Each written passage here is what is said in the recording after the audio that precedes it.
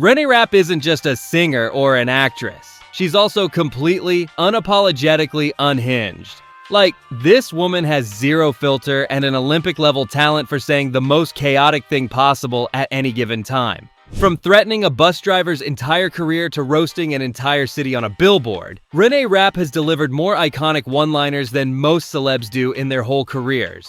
So today, we're counting down the 10 most unhinged Renée Rapp moments. The interviews, the podcasts, the red carpets, and all the times she left audiences wondering, did she really just say that? And trust me, number one, it's the kind of sentence you hear once and never recover from. Let's get into it. Starting with a clip that proves Renée Rapp's brain has absolutely no filter. Not even for world leaders.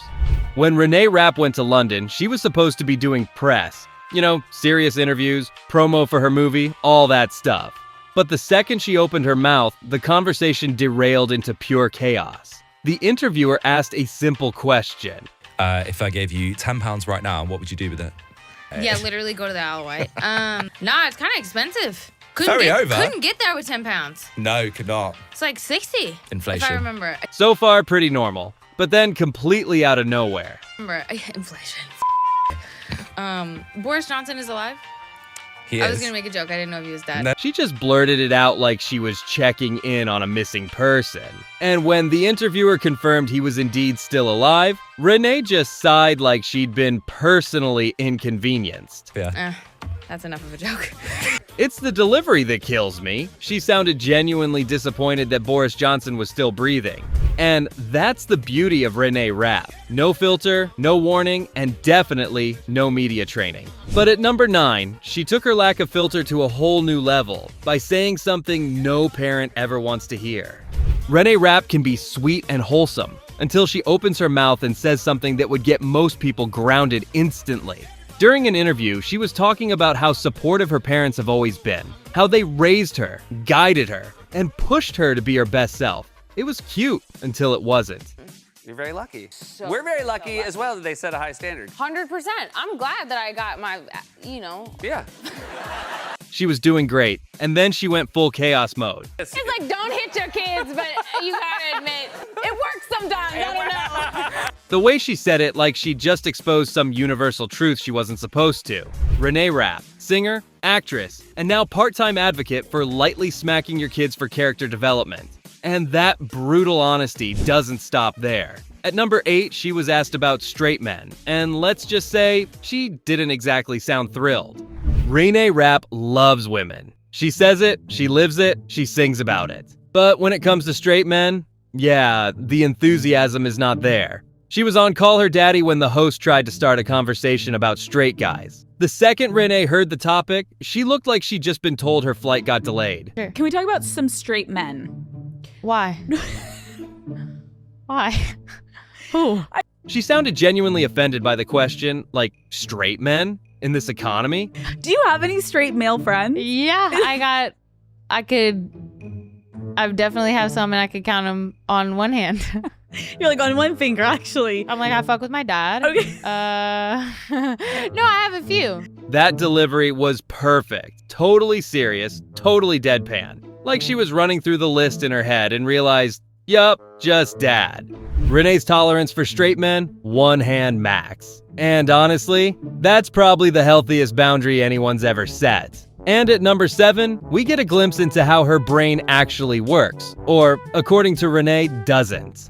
If you've ever watched a Renée Rapp interview, you know her brain moves at lightning speed. One second she's talking about her album, and the next she's planning her entire future. Even her interviewers can't keep up. In this one, the host was giving her this really professional compliment, talking about how young she is, how much work she has ahead of her, total career talk. And then Renée just swerved. Your career, like I said, is young. You have so much work ahead of you. I want to have kids soon, so I feel like... Did we pivot to motherhood? Because... the way your mind works is fascinating. ADHD! ADHD! The confidence in that answer. No shame, no hesitation, just a proud diagnosis and a smile.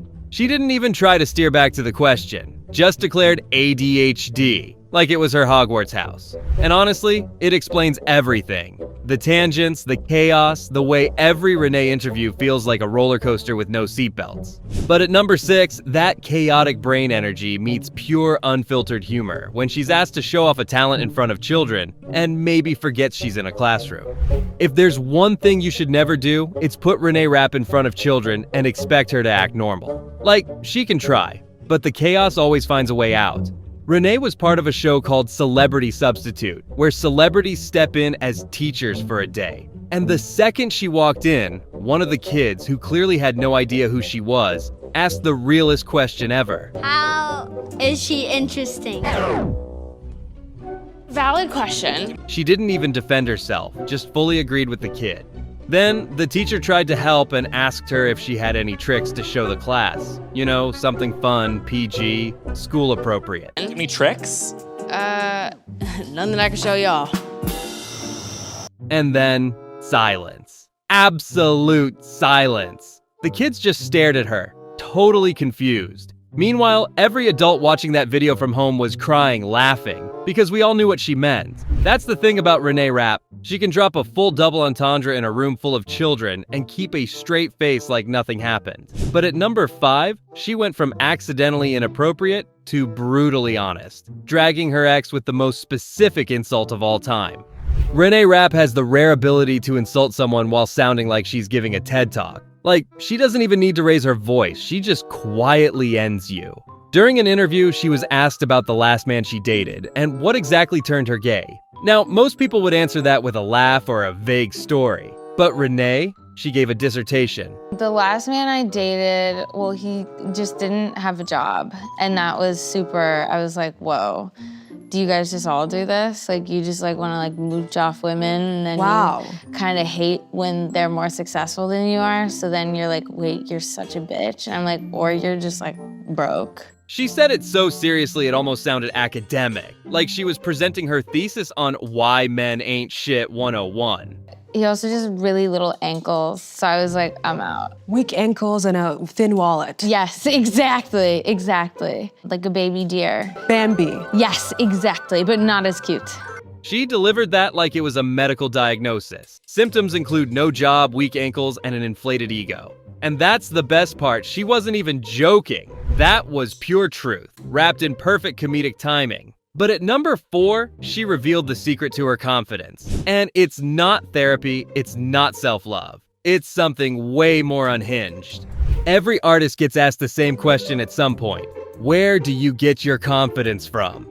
Most people say something inspirational like self-belief or hard work. Renée Rapp? Yeah, not quite. She was doing an interview about her new album, explaining how it's way more authentic than her first one. She was proud, confident, totally in control. Fans can expect a much more authentic version of myself from the EP to now. Because I think I'm a little bit more unapologetic, and I also just didn't listen to as many people this time, which is probably good. Well, that's kind of an interesting place to be, where you kind of trust yourself. Is that what's happening? 100%.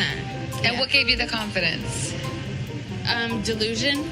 No hesitation, no fluff, just delusion. And honestly, she's not wrong. The best part is she said it completely straight-faced, like she just dropped the secret to life itself. Forget manifestation, Renée Rapp says you just need delusion.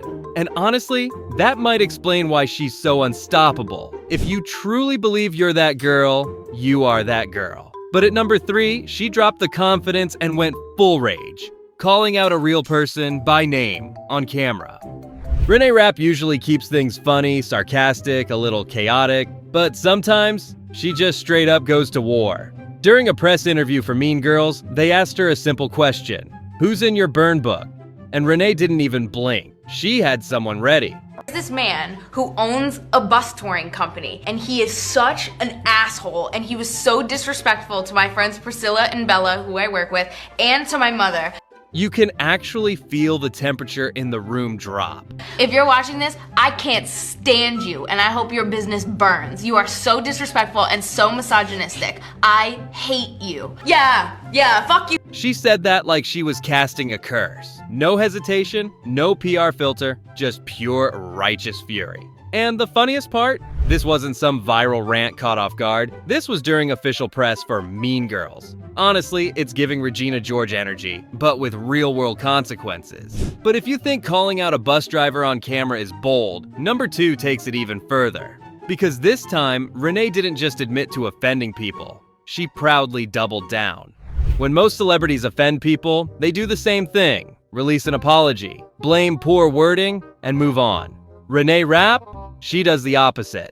After releasing her song, I Hate Boston, she decided to promote it with a massive billboard that literally said, I hate Boston in the middle of Boston. No metaphor, no subtlety, just a giant public attack on an entire city. And you put this billboard up in Boston. Which seems aggressive. Yeah. But the song is obviously not about hating Boston. No, it's not. It's not even about Boston. Just I wasn't gonna give my ex's city any like recognition. Like, Yeah. I'm not gonna like call your city out. You can do that on your own time.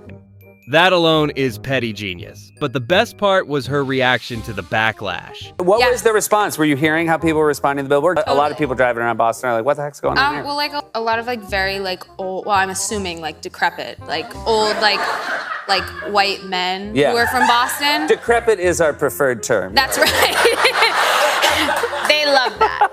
She tried to sound polite for half a second, then gave up and went full chaos. I like that you're admitting, like, for you not to like backpedal and say I meant no offense. You're just leaning in and being like.